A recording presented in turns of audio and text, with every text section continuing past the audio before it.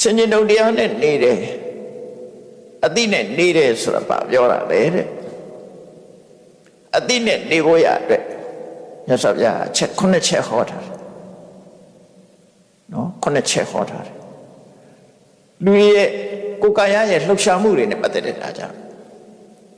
လူတွေကလှုပ်ရှားတဲ့အခါအမှတ်တမဲ့နေကြတာမို့တတိနဲ့လှုပ်ရှားဖို့တဲ့ပေါ့ပညာအစဉ်ဉာဏ်နဲ့လှုပ်ရှားဖို့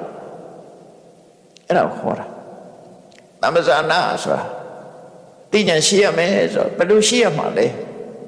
သိဉာဏ်ရှိပုံရှိနည်းကတော့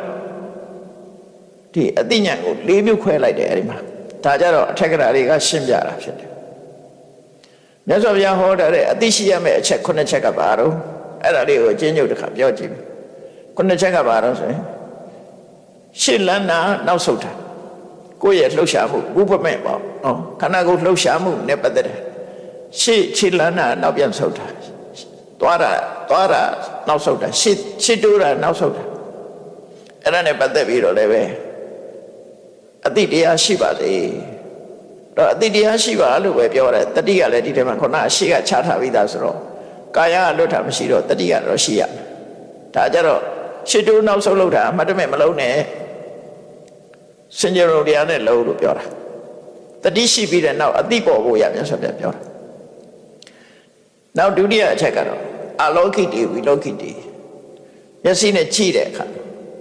တဲ့ကြည့်တာကိုအလောကိတမျက်စိတွေနဲ့စောင်းကြည့်တာလေးကြတော့ဝိလောကိတနော်တဲ့ရှစ်တဲ့ကြည့်တာတစ်ခုမျက်စိတွေစောင်းပြီးတော့ကြည့်တာတစ်ခု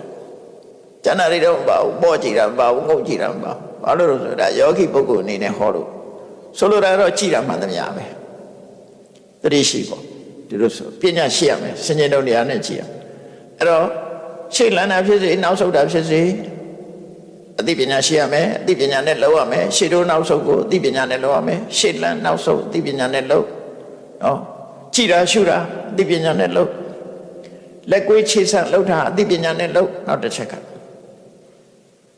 နောက်တစ်ခုကသံဃာတိပတ္တစီဝရတာနေလူတွေရောဆိုင်အောင်ပြောပါဆိုရင်တော့ကိုဝတ်တဲ့အဝတ်အိုးခွဲပကံ